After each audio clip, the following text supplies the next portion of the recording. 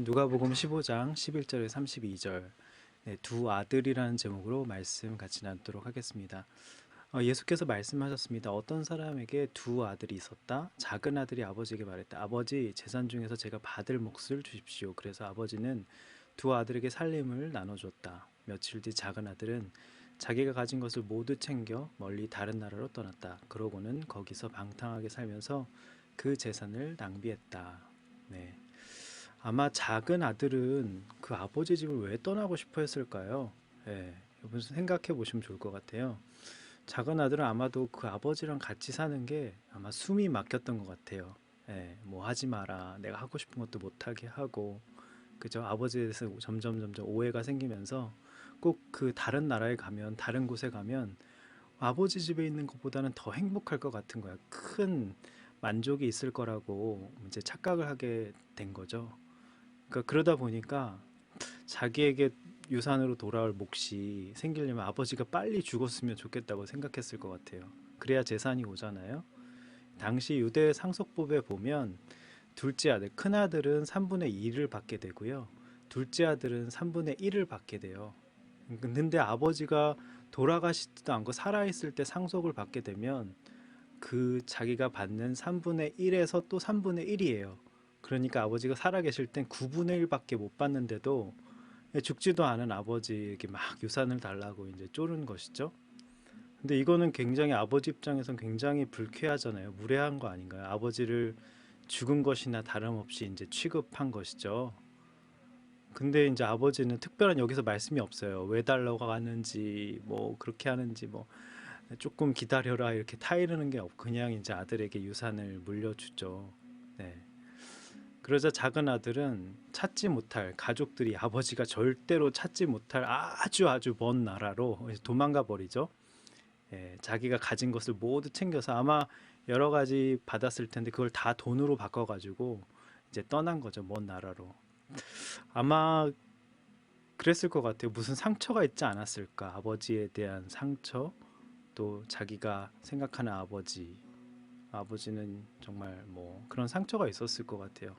그리고 할 수만 있으면 가족의 연을 다 끊어버리고 싶어 했던 것이죠. 근데 마지막 13절에 보면 방탕하게 살면서 그 재산을 이제 낭비했다고 나오잖아요. 네, 한번 요 말씀을 가지고 이렇게 한번 생각해 봤으면 좋겠습니다. 어떤 부분에서 나는 신앙도 가족도 다 끊고 내 뜻대로 하고 싶은 강한 욕망이 있는지, 그죠? 재산을 낭비한 것은 어떻게 보면 사실 누구의 탓도 아니잖아요. 자기의 자유 의지로 먼 곳으로 떠난 것이고, 그죠? 무분별하게 또 허랑방탕하게 다 재산을 낭비했다고 했는데 사실 그렇게 된 것은 자기 삶의 결론인 것이죠. 어떻게 보면 내가 여러 가지 어려움이 온 것, 또 이렇게 여러 가지 허비한 것, 시간을 낭비한 것, 그렇게 어떻게 생각해 보면 오늘 말씀에 비춰 보니까 내가 살아온 날의 결론으로 이렇게 된 것이죠. 그래서 한번 생각해 보셨으면 좋겠어요. 네, 14절에서 16절 한번 보도록 하겠습니다. 그가 모든 것을 탕진했을 때 그 나라 전역에 심한 흉년이 들어 형편이 어려워지기 시작했다. 그래서 그는 그 나라 사람에게 일자리를 얻었는데 그 사람은 그를 들판으로 내보내 돼지를 치게 했다. 그는 돼지가 먹는 쥐엄나무 열매로라도 배를 채우고 싶었지만 그것마저 주는 사람이 없었다. 네. 여기 말씀의 14절에 보니까 그 나라 전역에 심한 흉년이 들었대요. 탕진했는데 그때 마침 그 나라 전역에 심한 흉년이 든 거예요.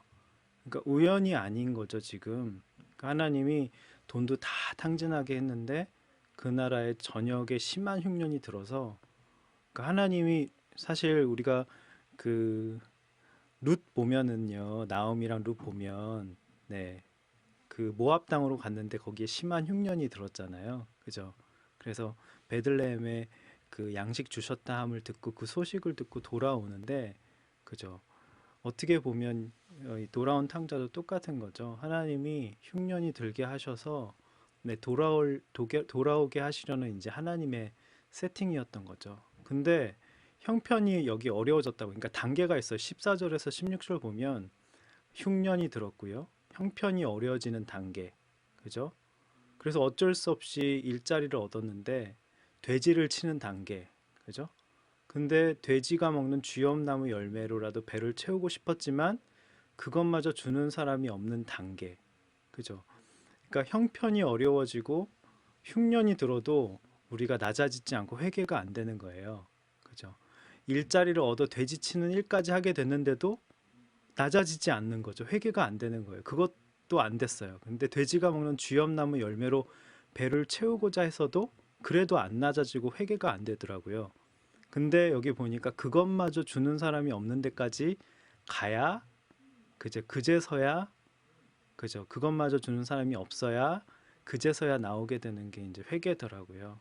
그러니까 한번 생각해 보셨으면 좋겠어요. 이 말씀으로도 네, 모든 것을 탕진한 단계, 돼지치는 단계, 돼지 먹는 쥐엄 열매 먹는 단계, 쥐엄 열매도 없어 못 먹는 단계 중에 나는 어떤 단계에 있는지. 그죠? 어떤 사람은 조그만 흉년이 들어도 납작 엎드려지는 사람이 있고 자존심이 세고 내가 여기까지 왔는데 정말 자수성가해서 성공하고 보란 듯이 해서 돌아가리라 이렇게 생각했을 수도 있잖아요. 그죠? 근데 돼지 치는 일까지 해도 안 나아지다가 그죠? 그 열매, 돼지가 먹는 그 쥐엄 열매가 없으니까 너무 배고파가지고 그제서야 이제 낮아지고 회개가 된 거죠. 한번 나는 어느 단계에서 납작 엎드려지는지 나는 어떤 단계에서 이제 회개가 터지는지 한번 생각해 보셨으면 좋겠습니다. 네, 17절, 18절 볼게요. 그제야 제정신이 들었대요. 그래서 말했어요. 내 아버지 집에는 양식이 풍부해서 일꾼들이 먹고도 남는데 나는 여기서 굶어 죽는구나. 내가 일어나 아버지에게 돌아가 말해야겠다. 아버지, 제가 하늘과 아버지께 죄를 지었습니다. 네, 그 돼지 쥐엄 열매가 없어서 너무 배고파 죽게 되었으니까 그제서야 제정신이 든 거죠. 우리도 어떨 때 제정신이 드나요? 네, 어떤 힘든 일이 다가와야지, 그죠? 내 자존심이 꺾여야지, 관계가 어려워야지, 그제야 제정신이 들어서 아, 이거 하나님 회개하라는 사인이구나 이렇게 생각이 들 때가 있잖아요, 그죠? 여러분은 언제 제정신이 드십니까? 네. 그래서 아버지 집의 일꾼들이 굶지 않는 게 너무 부러운 거예요. 아, 내가 지금 아버지 집에 있었으면 정말 저 일꾼들은 정말 굶지 않고 다 먹고 배불리 먹는데 나는 여기서 굶어 죽는구나 이렇게 깨달은 거죠. 여기까지 내려가야지 이제 자기의 주제, 자기의 죄인된 주제를 이제 알게 되고 근데 우리는 내 죄를 깨닫지 못하면 원망을 하죠. 내가 이렇게 된 거는 아버지 때문이야. 누구 때문이야. 누가 나를 꼬여서 내가 그래서 망한 거야. 누구 때문에 정말 누구 때문에 속아서 그런 거야. 탓을 하죠. 그러면서 이제 원망을 많이 하는데 죄의 특징은 이제 원망인데 하지만 이제 우리는 망하고 쫓겨나고 이제 여러 가지 어려운 사건에서 하늘과 아버지께 지은 나의 죄를 깨달아야 하는 것이죠. 그래야 이제 회개가 된다는 것이죠. 그래서 여러분 또 한번 생각해 보셨으면 좋겠습니다. 여러분은 그저 굶지 않는 것을 부러워할 정도의 치사함과 배고픔을 겪어 보셨습니까? 네, 요즘에 뭐 굶지 않잖아요, 우리가. 근데 여러 가지 뭐 자존심이 상하고 치사하고 이제 배고프고 그런 것들을 한번 겪어 보셨는지 한번 생각해 보셨으면 좋겠고 누군가를 탓하고 사회를 탓하면서 또는 스스로를 자책하면서 그죠. 회개가 아닌 후회와 원망을 품고 있지는 않은지. 네. 여기 지금 돌아온 탕자는 후회와 원망이 아니라 이제 자책이 아니라 이제 진짜 회개를 한 거잖아요. 하늘과 아버지께 죄를 범했다고 고백을 한 거잖아요. 네. 19절, 20절 한번 읽어보겠습니다. 저는 더 이상 아버지의 아들이라 불릴 자격이 없으니 그저 하나의 일꾼으로나 삼아 주십시오. 그러고서 아들은 일어나 아버지에게로 갔다. 아들이 아직 멀리 있는데 그 아버지는 아들을 보고 불쌍히 여겨 아들에게 달려와 그의 목을 껴안고 입을 맞췄다. 아, 그러니까 자기 죄를 보게 된 이 돌아온 탕자 둘째 아들은 자기 주제를 알게 되니까 아들로 불릴 자격이 없는 자신의 모습을 이제 진짜 이제 절감을 한 거예요. 예전에는 아버지한테 자기 목 달라고 했을 땐 굉장히 자기가 대단한 사람인 줄 알고 아버지에게 당당하게 가가지고 자기 목 달라고 했잖아요. 그죠? 내 목 달라고 아버지. 근데 나는 아버지의 아들이 될 수 없는 사람입니다라고 겸손하게 그냥 그저 하나 하나의 일꾼으로나 삼아달라고 이제 고개를 숙인 것이죠. 네. 참 회개의 모습이 바로 이런 겸손함, 그냥 하나의 일꾼으로나 삼아달라고 그냥 겸손함이죠. 이게 죄를 미워하면 청산하지 않는 것은 회개가 아니라 마음 먹었으면 이제 하늘과 아버지께 죄를 얻었다고 고백을 했으면 이제 아버지께 돌아와 일꾼으로 하나로 삼아달라고 이제 이렇게 자기 실천을 한 것이죠. 근데 내가 이렇게 생각하는 것만으로도 우리 주님은 벌써 아시고 아직 거리가 먼데 여기 말씀해 보니까 불쌍히 여겨 달려와 안아주시네요. 그죠? 네.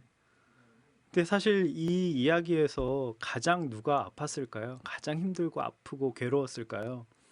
네, 아들보다는 사실 아들을 기다리는 아버지가 더 아프지 않았을까요? 그죠? 그게 부모 마음이잖아요.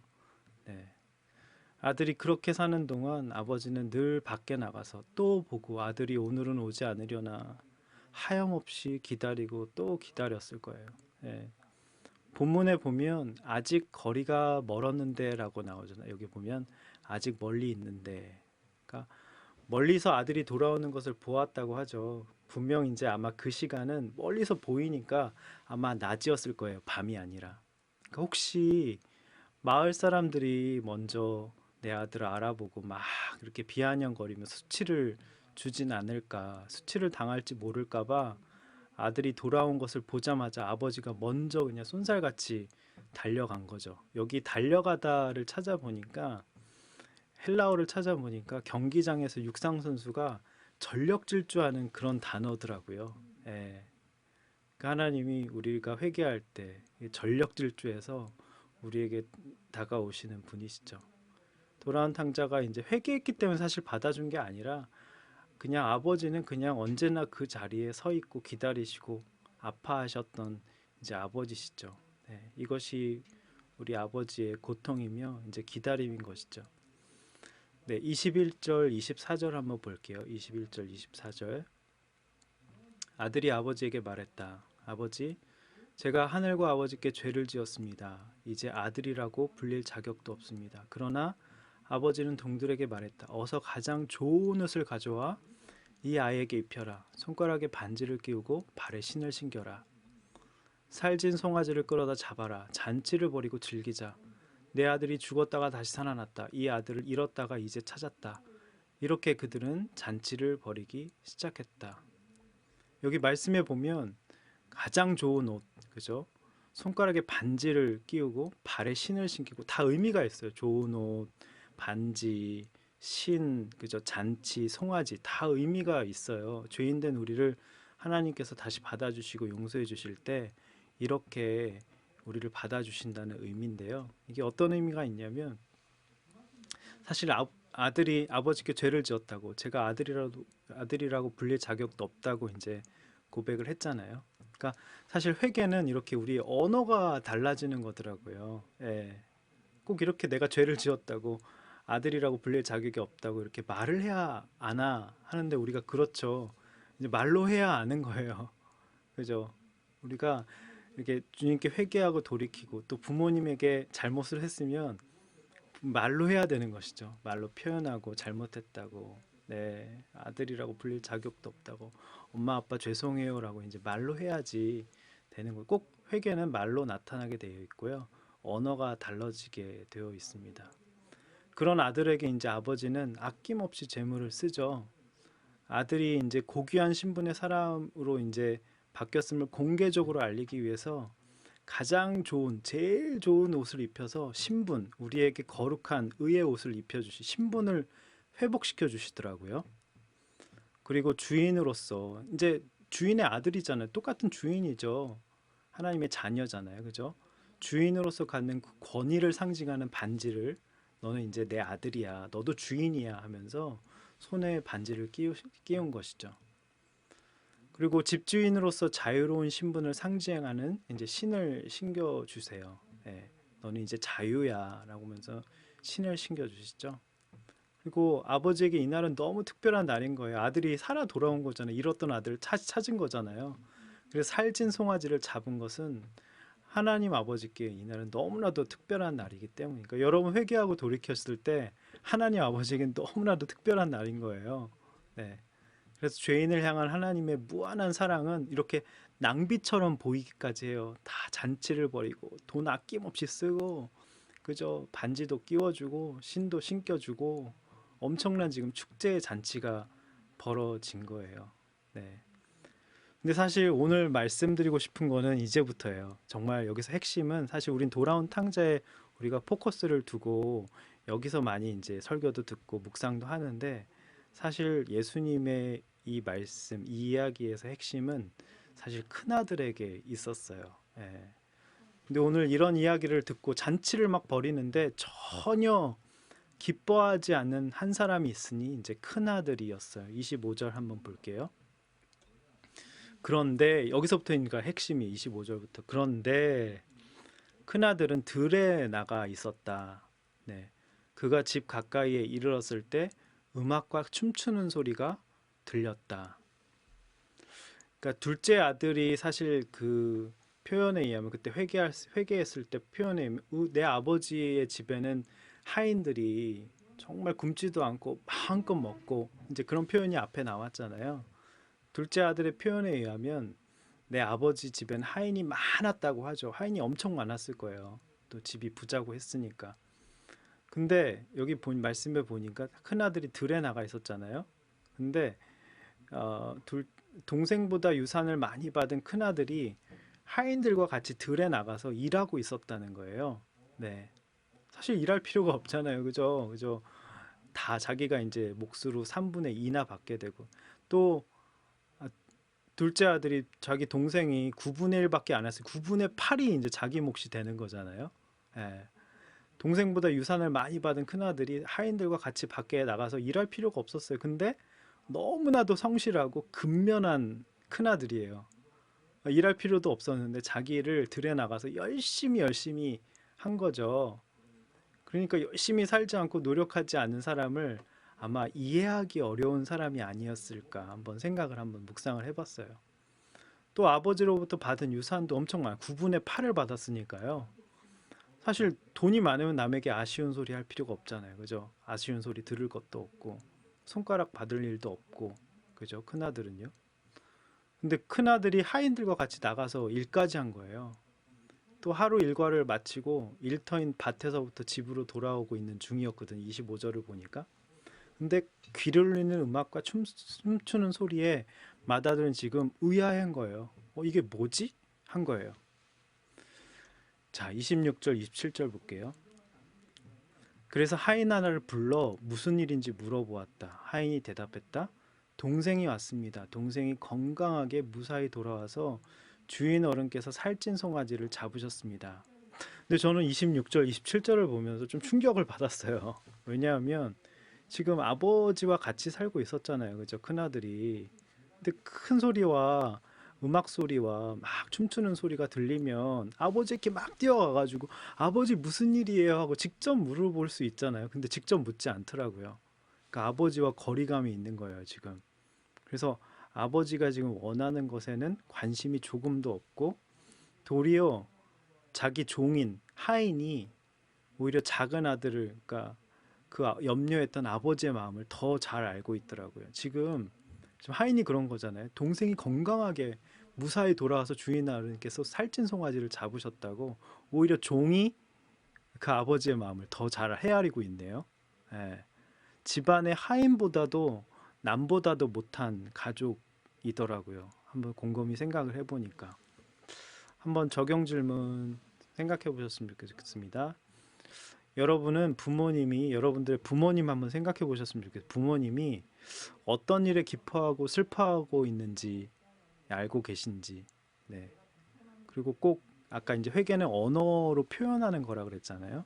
내가 품꾼의 하나라도 역경을 받지 못하겠다고. 그렇게 벌써 언어가 달라. 처음에는 아버지 내 목 주쇼 하면서 이렇게 굉장히 당당하게 뻔뻔하게 치사하게 이제 얘기했지만 아버지 죽지도 않았는데 죽은 것처럼 치부해버리고 아버지는 상처 주고 근데 이제 언어가 달라졌잖아요. 그래서 여러분 부모님에게 꼭 엄마 아빠 내가 꼭 말해야 알아? 이게 아니라 꼭 말을 해야 아느냐고 하면서 외면하지는 않는지 그러면서 나를 몰라준다고 원망하며 고독해하지는 않는지 지금 큰아들이 딱 그 모습이죠.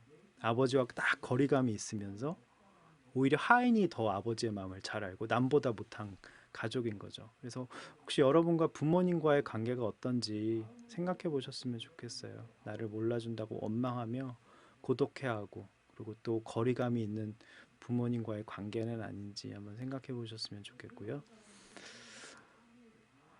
네, 28절 보겠습니다. 큰아들이 화가 나서, 지금 화가 났어요. 동생이 돌아왔는데 잔치 벌이고 있는데 형이 돼가지고 동생 살아왔다. 잃어버린 아들이 살아 돌아왔다고 막 기뻐하는데 지금 화가 난 거예요. 화가 난 거예요. 예, 화가 나서 들어가려 하지 않더라고요. 그러자 아버지가 너무 마음이 아파가지고, 사실 여기서 돌아온 탕자를 보면서 마음 아파하시는 것보다 그 자기 집에 늘 같이 있었던 그 아들이 자기와 거리감을 두고 늘 원망하고 분노하고, 동생과 전혀 동생이 돌아온 게 기뻐하지도 않고 하인을 시켜가지고 아버지한테 무슨 일이 있는지 가서 보고 오라고, 이런 식으로 거리감이 늘 있고, 그런 이 큰아들을 보면서 아버지가 지금 억장이 무너진 거예요. 그래서 와서 달랜 거죠. 아버지는 함께 즐거워할 것을 당연히 기대했는데 큰아들은 오히려 분노로 반응을 합니다.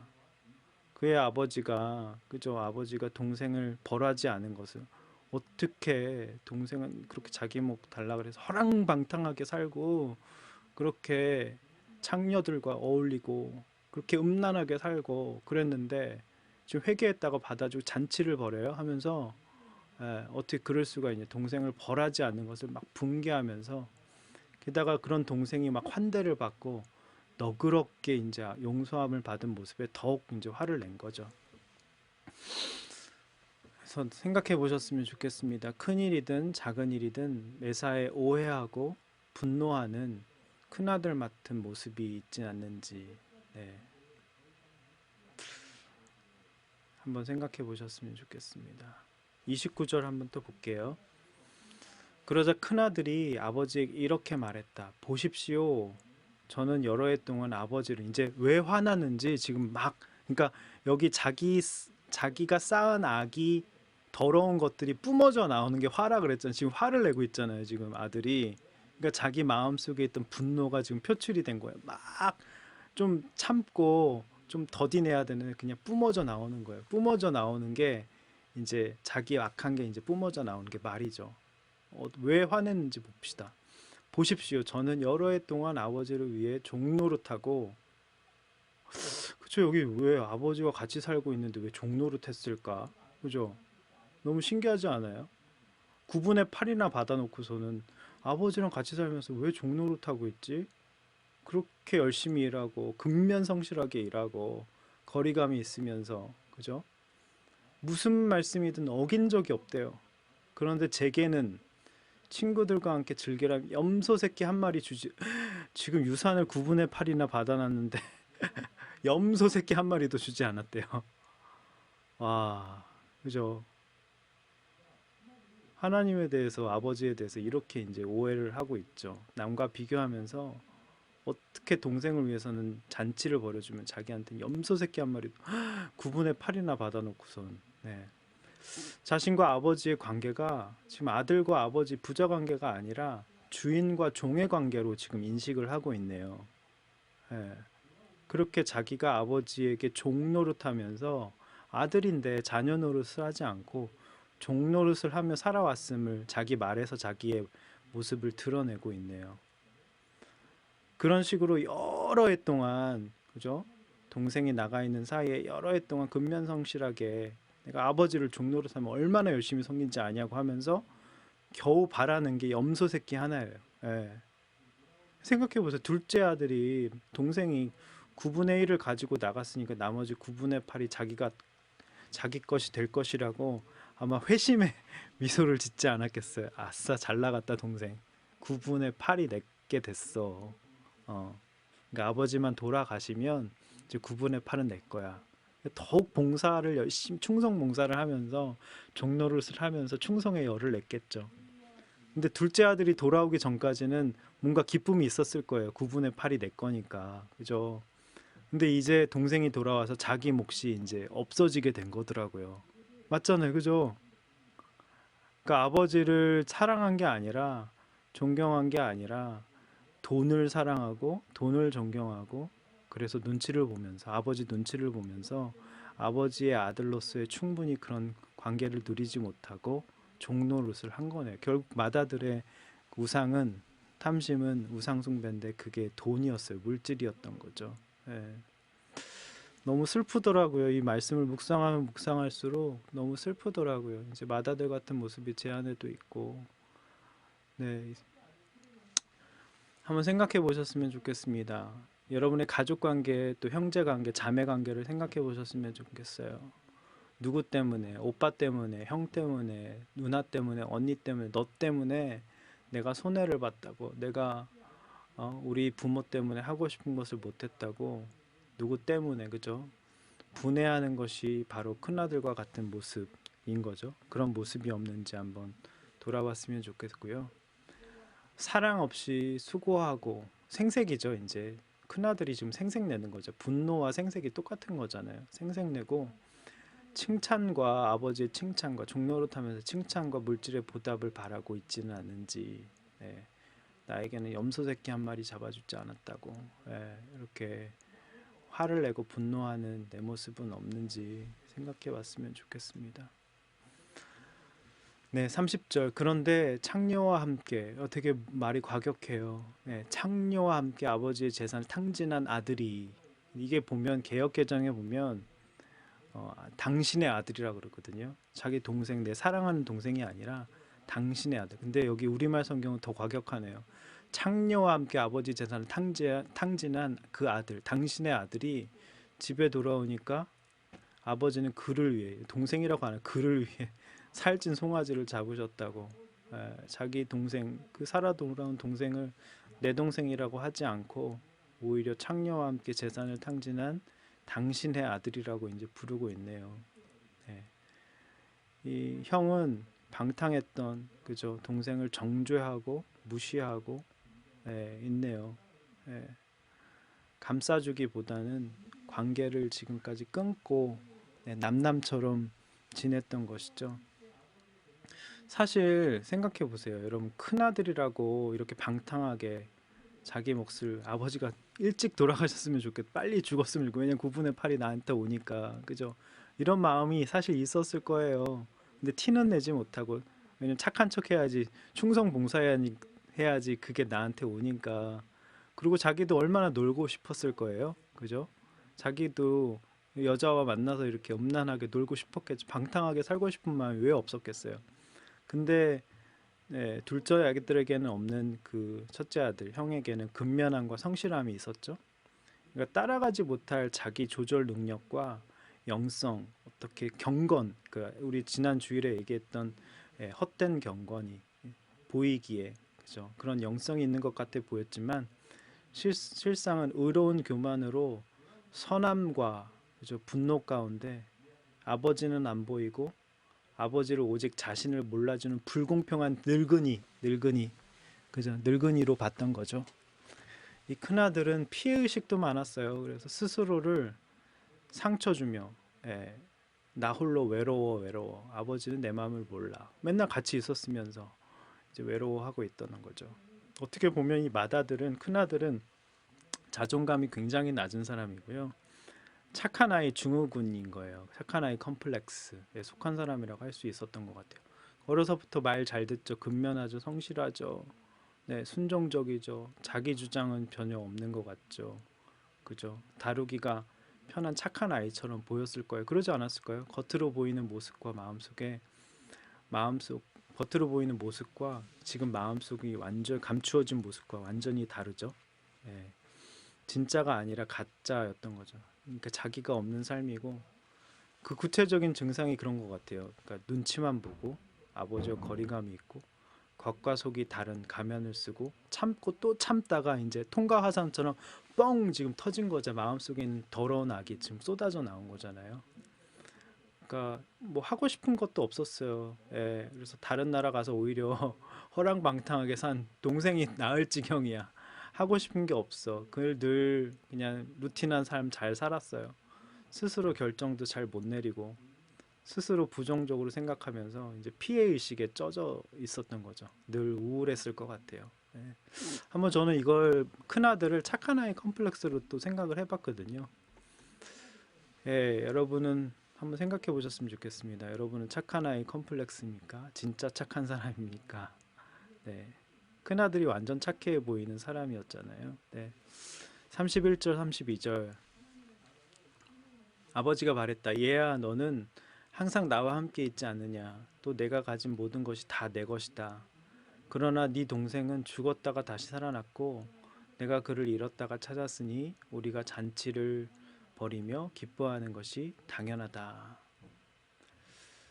이제 마지막 31절, 32절인데요. 이제 방탕한 그 동생을 만나준 아버지는 그저 동생을 이렇게 다 맞아주고 잔치까지 벌여준 그 아까 그 전까지 이야기고 지금 이 큰아들 그죠? 상한 감정과 불만으로 뒤틀린 큰아들에게도 또 찾아가시더라고요. 아버지가. 그래서 분이 나서 거칠어지는 그 큰아들에게 아버지는 얘야 하고 부드럽게 부르시더라고요. 예. 그러니까 오늘 큰아들과 같은 모습이 우리에게도 다 있잖아요. 우리에게 찾아오셔서 얘야라고 부드럽게 불러주시면서 너는 항상 나와 함께 있지 않았니? 내가 가진 모든 것이 다 네 것이란다. 근데 네 동생은 죽었다가 다시 살아났잖니. 내가 그를 잃었다가 찾았으니까 지금 너무 기뻐서 잔치를 벌이며 기뻐하는 것이 당연하지 않니? 이렇게 얘기하신 거죠. 사실 그 아버지가 큰아들에게 가장 원하셨던 게 뭘까요? 가장 원하셨던 거. 하인도 많은데 그냥 하인들 다 데리고 가서 그죠? 일하는 게 아니라 근면성실하게 일하는 게 아니라 사실 동생 찾아오는 게 아니었을까요? 그죠? 멀리 타국에 가가지고 어디 있는지도 모르고 그 하인들 다 데리고 나가서 일하는 게 아니라 동생 찾아오는 거였을 거예요. 예, 날마다 아버지가 나가서 저기 언덕 위에서 안타깝게 매일같이 동생 기다리는 모습을 맨날 봤을 거예요. 일하러 나가면서. 그죠? 근데 아버지의 마음이 있는 곳에 이 아들의 마음이 전혀 있지 않고 동생 찾아오는 일은 전혀 이제 관심이 없었던 거죠. 오직 염소 새끼 한 마리, 오직 9분의 8 자기에게 돌아올 목, 돈, 물질, 그게 이제 목적이었던 거죠. 음. 그러니까 사실 이 이야기에서 핵심은요, 우리가 계속 보고 있잖아요. 드라크마 비유, 뭐 잃어버린 양 한 마리의 비유, 잃어버린 한 마리 양 그것도 중요한데 집에 있는 사실 99마리의 양 그죠? 돌아온 탕자도 중요한데 집에 있는 큰아들이 더 문제라는 뜻이에요. 예. 그러니까 돌아온 탕자는 세리와 죄인이고요. 네. 집에 있는 맏아들 큰아들은 바리새인이라는 거죠. 서기관 유대인들이라는 거죠. 그러니까 이들은 너무 잘나고 자기가 근면성실하고 자기가 경건하다고 생각하니까 말씀이 이제 안 들리는 거예요. 내가 이것도 지키고 구제도 하고 11조도 하고 내가 이렇게 사는데 나 같은 사람이 어디 있냐고 하면서 근데 결국에는 바리새인이 돈을 좋아한 거로 예수님을 비방했다 그러거든요. 결국에 목적이 돈이라는 거죠. 그러니까 바리새인들 서기관들이 먼저 믿은 자로서 종교 지도자들이잖아요. 그러면서 자기 부족함을 보고 고아 과부를 돌보고 세리와 죄인들 얼마나 품고 긍휼히 여기면서 사랑하면서 사이좋게 지나는 걸 예수님이 원하셨는데 바리새인 서기관을 비난하려고 그러신 게 아니라 너무 그들을 보면서 지금 마음 아파하시는 거예요. 진짜 여기서 이 이야기의 핵심은 사실 돌아온 탕자가 아니라 집에 있는 탕자, 집에 있는 맏아들, 큰아들, 그를 향한 주님의 이제 애타는 마음이 이 이야기의 핵심인 것이죠. 예. 너무 마음이 아프더라고요. 여러분 생각해 보셨으면 좋겠습니다. 나는 돌아온 탕자인가 아니면 집에 있는 탕자인지 한번 생각해 보셨으면 좋겠습니다.